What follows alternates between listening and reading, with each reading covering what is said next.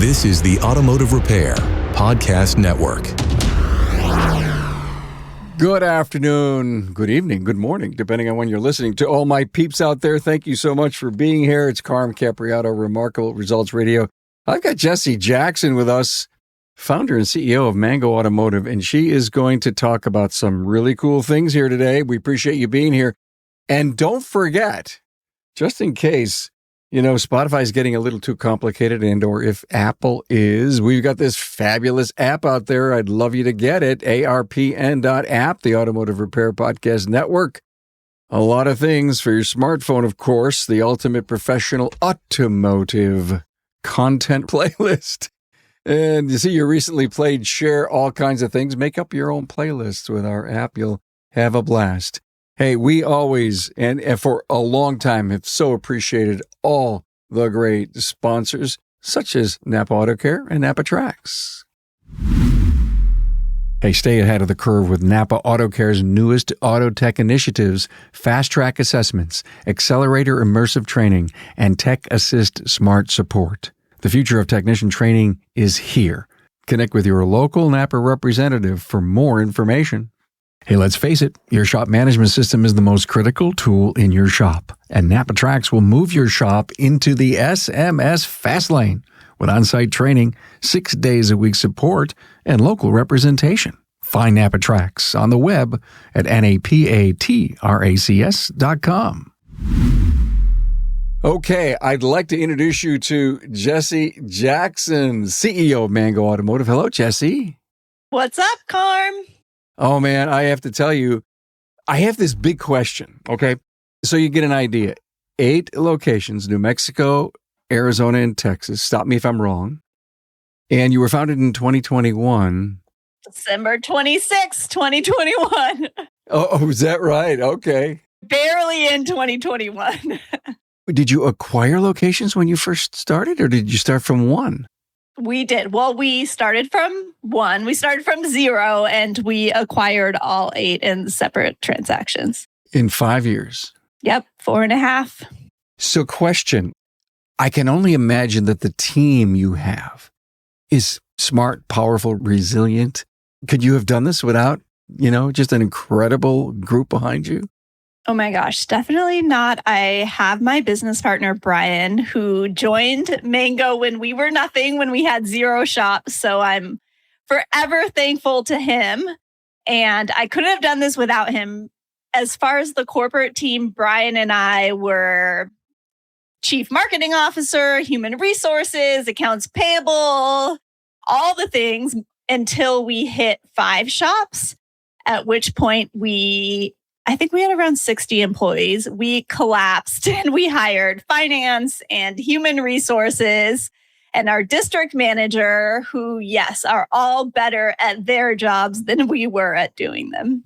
Key word Jessie just said was the word collapse. I just totally love that word.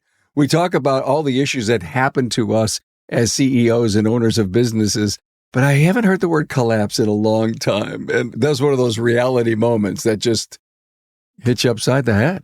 Yeah, we just did all the things until we literally could not do them. Just before we opened our 5th location, my business partner told me he was spending more than half of his hours every week on recruiting alone. I said, Brian, we should really hire that out. And he said, no, we can't afford it. And I still interviewed some people, chose someone, and then I will always remember we were in the back shop of our 5th location. It was the day we were opening it, and I looked at his face, and I knew he was totally and completely overwhelmed. I said, Brian, let's hire that HR person. He said, okay, let's do it.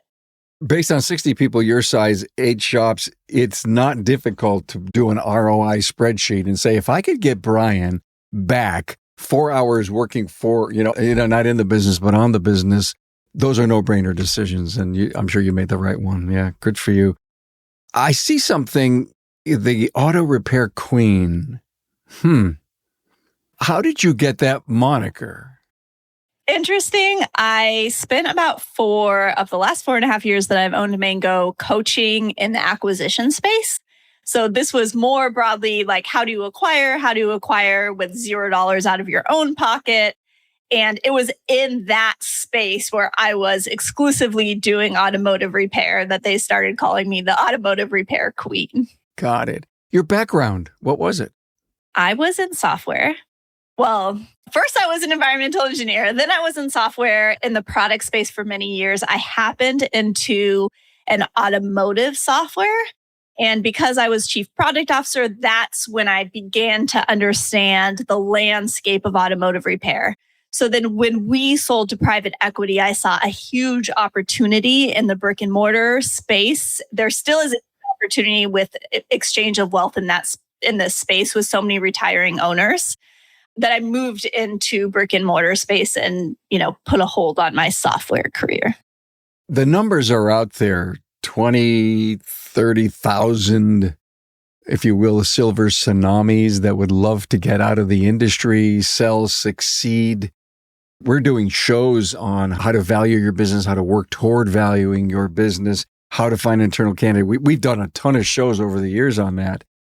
As a company that has grown to 8 locations in, as you said, 4.5, 5-ish years, there's so much opportunity out there for you. And to be a multi-stater like you are. And this is what I want other shop owners to think of. By my count, there's 35,000 shop owners that are going to retire in the next 3 to 5 years. I cannot acquire 35,000 shops, and I don't want to see these owners close their doors. So that means the rest of us shop owners who are still in growth phase need to, have the opportunity to serve the generation that came before us by, picking up those shops and continuing their legacy rather than letting them close. Let's move into a couple of topics that you and I would like to talk about. Leadership and personal growth is one of them. And I don't think you can do what you've done by not becoming a student of it and being a great leader for your team so they can aspire to the great culture. Because there's a lot of toxic shop cultures out there. You probably see them when you look at places to buy. Yeah, that's for sure. We started our culture just around a couple of ideals. My business partner said, we never yell, we bonus well, and we try to have fun. And, those 3 very basic shop tenets got us pretty far in hiring. Never yell, but bonus well. And have fun. And have fun. If you were sitting to recruit a specialist or technician right in front of you and you said, hey, this is what we do, that was probably something, oh, I've never heard that before. Yeah. There's a lot of screaming in our culture, that's for sure. Never yell. I love it. So emotional intelligence, coaching versus managing, burnout prevention, and all those things that have to do with watching your people, watching yourselves, and being able to grow a great company with your eye on the target of profitability, number one.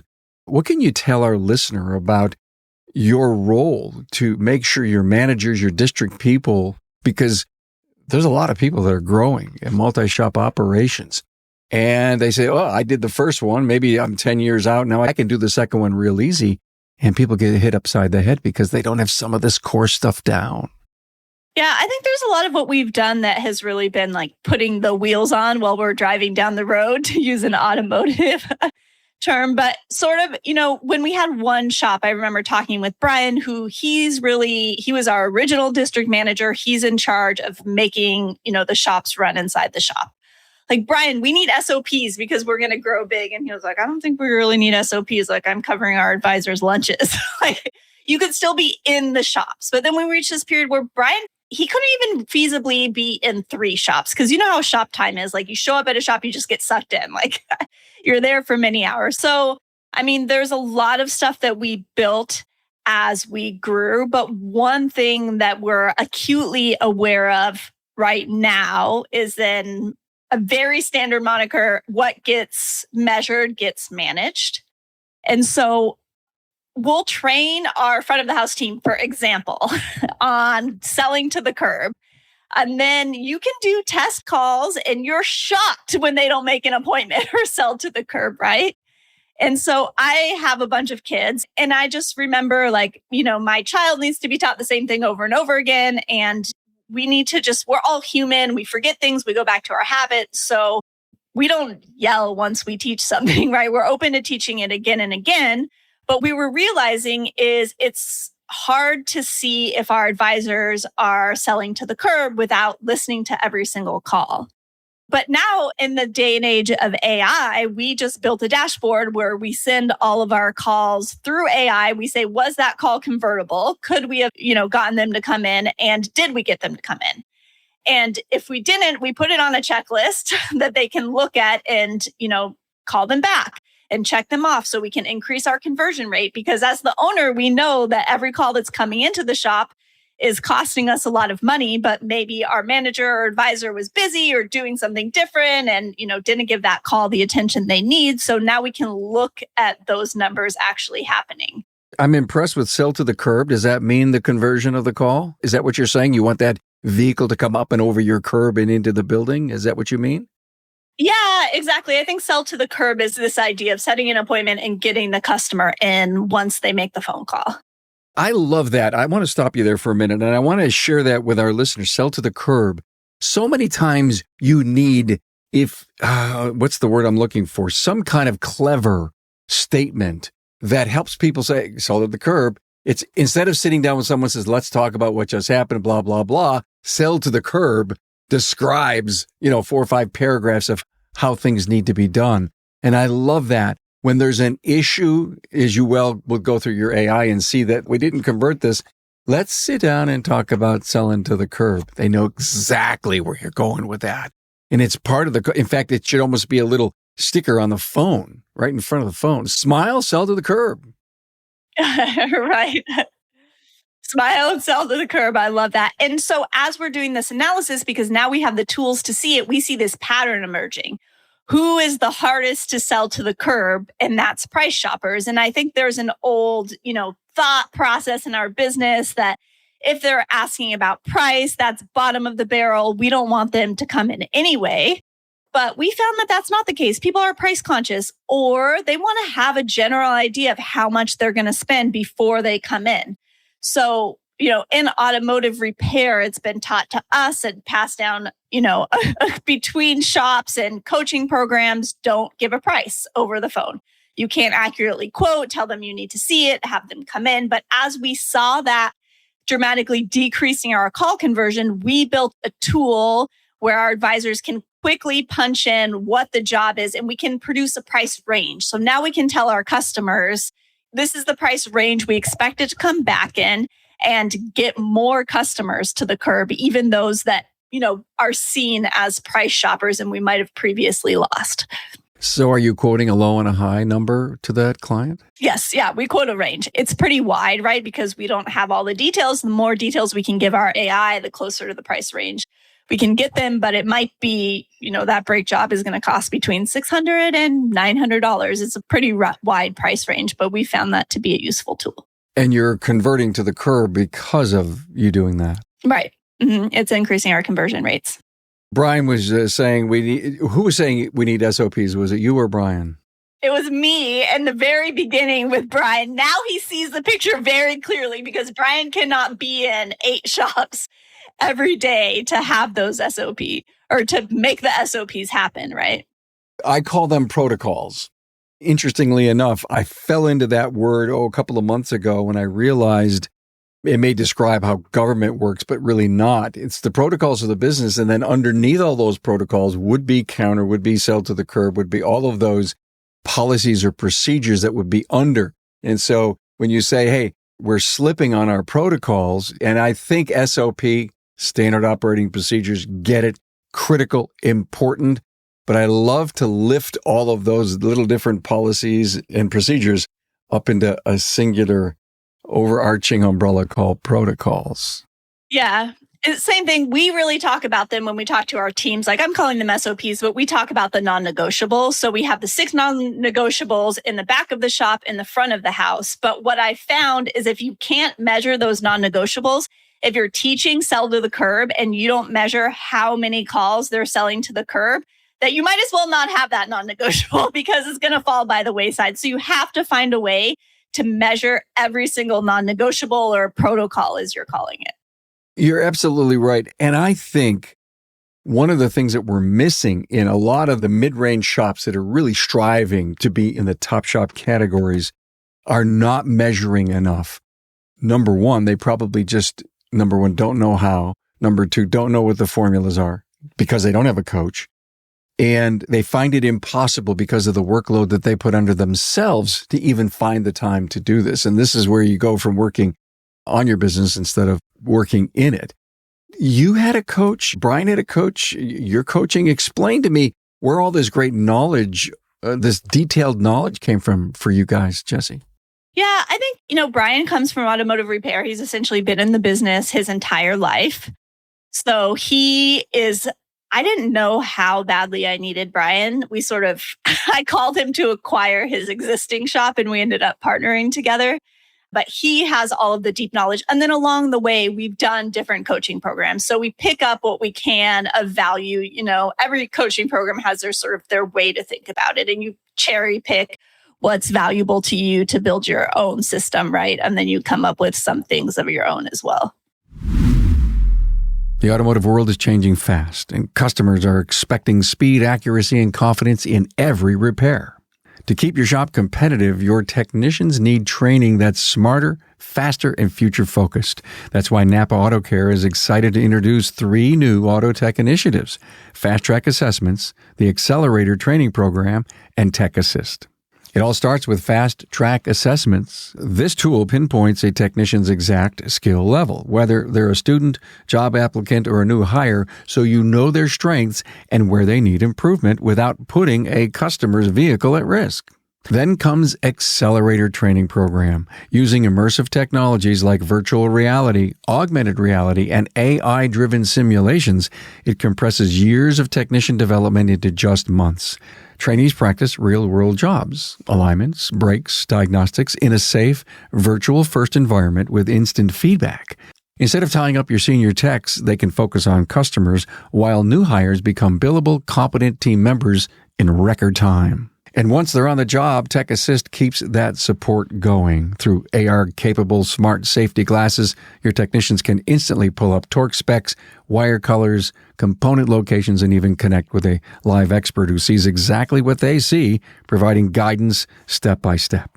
System integration with information platforms and DVI streamline workflow and boost efficiency. This assess, accelerate, assist approach helps your shops deliver better quality repairs, faster training, and long-term success. The full solution launches March 2026, but beta registration is now open. Want your shop to lead the future of automotive training?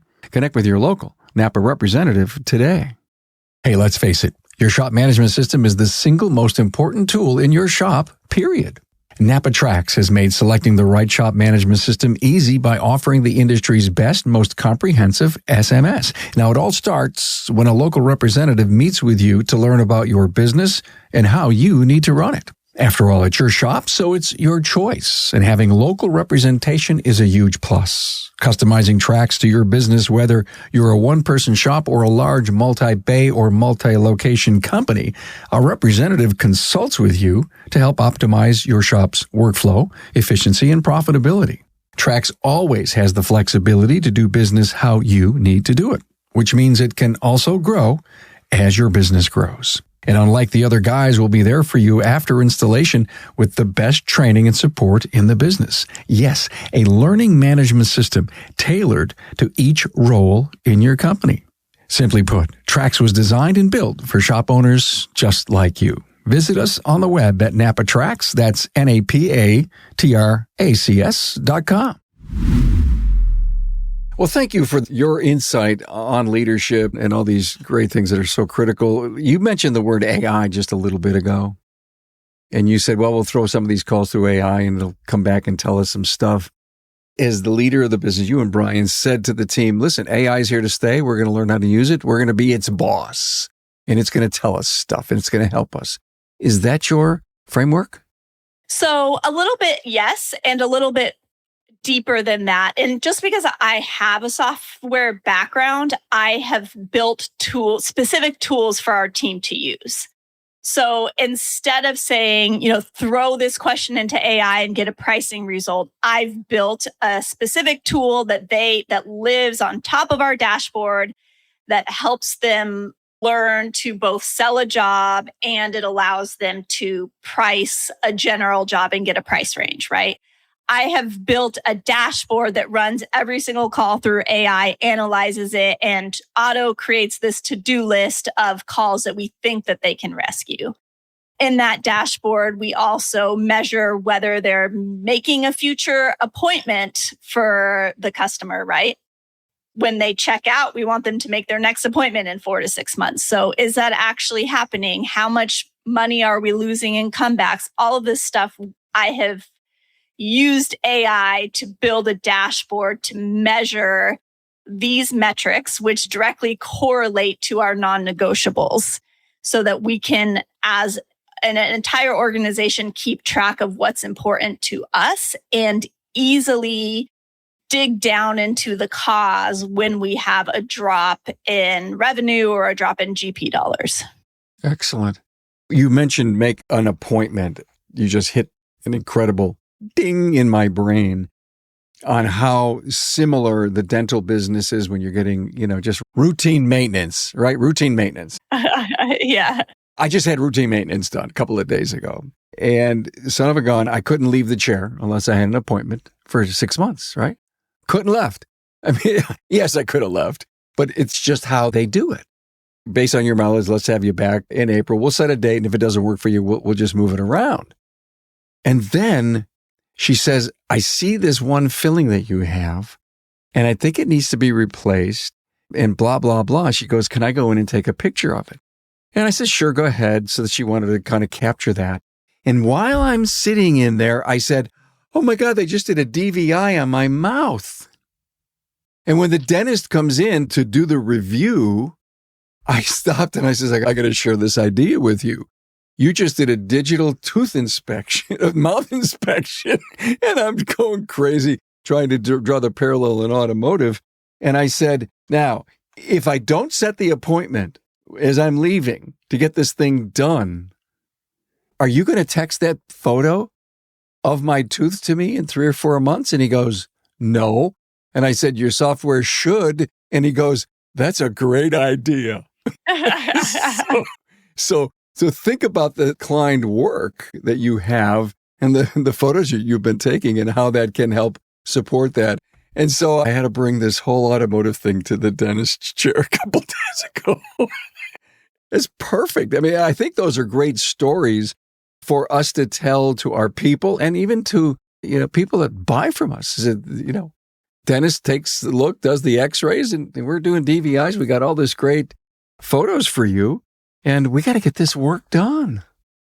Well, for our entire existence, our rebook rates, so making a future appointment for a customer, were under 12% every week at every single shop. Now that we're measuring it in the dashboard, we're seeing rebook rates between 50 and 90%. So what a difference to not have to go out and find every single customer all over again, but to have them already have an appointment on the calendar. There's your proof. If you don't measure it, you can't get things done. You have to measure it. Wow. What are you doing to train your counter people at front, your client advocates? Are you sending them to school? Are you doing videos? Do you have coaches for that? What's your focus on making them the best? Never-ending training. So we have a program that we send them through. It's sort of a 12-week program, and they complete that program online. We do weekly service advisor training. So a different topic each week. Our whole team gets on Zoom. We train them on that topic. Well, a different topic each week ad infinitum, right back and repeat, cover the same topic all over again.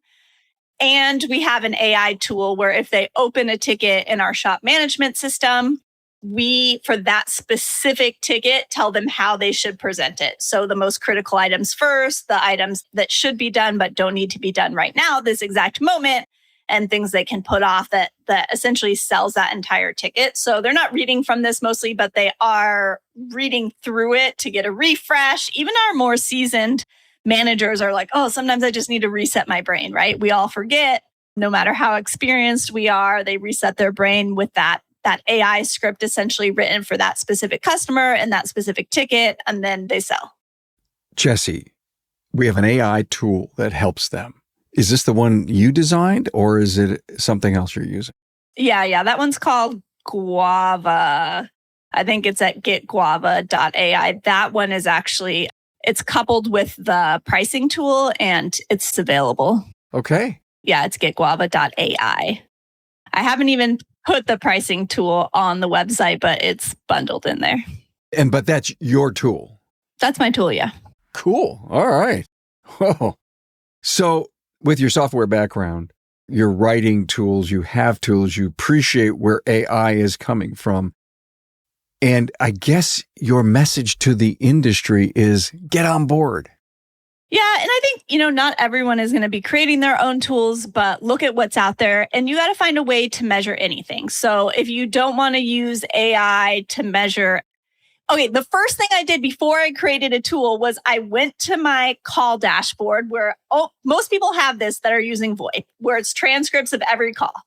I just copy pasted those into AI tool of choice, right? ChatGPT, Claude, and then asked it questions like, why are we losing calls? Which calls do you think were redeemable? Who should we call back? That, as opposed to listening to calls for 10 hours in a day, it can be done in almost an instant. So you don't have to build a tool that does it automatically, but think to yourself, if I have a non-negotiable, if I have an SOP, I have to measure it. So how am I going to measure it? And you as an owner can spend now 30 minutes by throwing something into AI and asking questions to get that measurement out, especially if you just have one shop, right? How quick is that? But look for existing tools. Those are nice, but ChatGPT is either free or you can pay, a small fee a month. Same with Claude. And you can get these same answers in a quote, now new manual AI way that is still infinitely faster than we were doing it before. So I would say, look at your non-negotiables in this way of how do I measure that? And find a way to measure it, even if it's, manual-ish for now. Otherwise, don't bother having that non-negotiable. To your point, in AI, if you don't have Jesse's capabilities and powers and that background, the thing that I continue to learn about AI, we've done a recent episode with Chris Cloutier on it. He asked me to read a book, The AI-Driven Leader, and we really changed my thinking that AI is not necessarily a tool, but it's a partner, but you have to say, hey, partner, here's how we're doing things. You have to be in control and in charge of what you ask, why you ask. I mean, you could even tell it, never say this to me, never suggest that. And it'll learn that and it'll start getting in alignment with you and what your needs are. I'll give you 2 little AI tips that I love, Carm, that make that before I build a tool made things really easier, much easier and quicker. One is you can establish a protocol in AI and you can say, this is called protocol assess the call. And every time I say use protocol assess the call, I want you to look at all the call transcripts that I put in. I want you to output which call transcripts need to be called back because we could have rescued them and we didn't. Which advisors have a higher conversion rate? What is the conversion rate for each advisor, et cetera, et cetera. So then you only give it that prompt once. Next time, all you do is copy paste the transcripts and you say, do the call protocol, right? And it'll remember that and do it all over again. So it saves you a lot of steps when you start creating protocols. Scary good. The other tip is minor because I heard you say you can tell AI not to do things. AI is not that great at not doing things. Actually, I found when I'm never do this and I sort of put it in my settings, that it'll still do that. But what it's better at is replacing things. So what makes me crazy is that M dash was the first thing I tried to train out. And when I said, never use the M dash, it kept using it. And I would say, I told you not to use the M dash. And it would say, oh, sorry, I forgot. But then I said, instead of using the M dash, create a full sentence, put a period and start a new sentence. And then it was able to do that. So it's better to say not this, but that than just say not this. Cause it's that old experiment of don't think of a purple elephant. But if I tell you don't think of a purple elephant, but think of a, pink turtle instead, like maybe you can make that swap. I'm having a blast with you here. This is cool. I taught it to do no M dashes without any other explanation, and it did it. So maybe I caught it in a good mood. Your AI must be more compliant than mine is. Oh, my God. All right. You just highlighted on consolidation and the opportunities that exist in private equity and exit planning. Any advice? You're going to be out looking for shops, and there's going to be shops looking to sell, but there's also going to be people out there looking to buy. We have such an interesting stuff merging together. Any great advice for our industry? There's a couple things that we're doing, and this is mostly, for the shop owner who's looking to retire. But I'm trying to think of what direction to go at this. I think that it sounds like you've had a lot of full conversations around if you're looking to sell, so we won't, hit that. But I will talk a little bit to you about multiple arbitrage, because I think everyone in our industry should understand multiple arbitrage. So what is private equity doing? They're purchasing you for a 3x multiple. Maybe if you have $500,000 in profit, maybe that's going to go up. That will go up a little bit depending on what your profit is. But what's their end game? We saw someone just recently sell for a 16x. And why did they get a 16x multiple?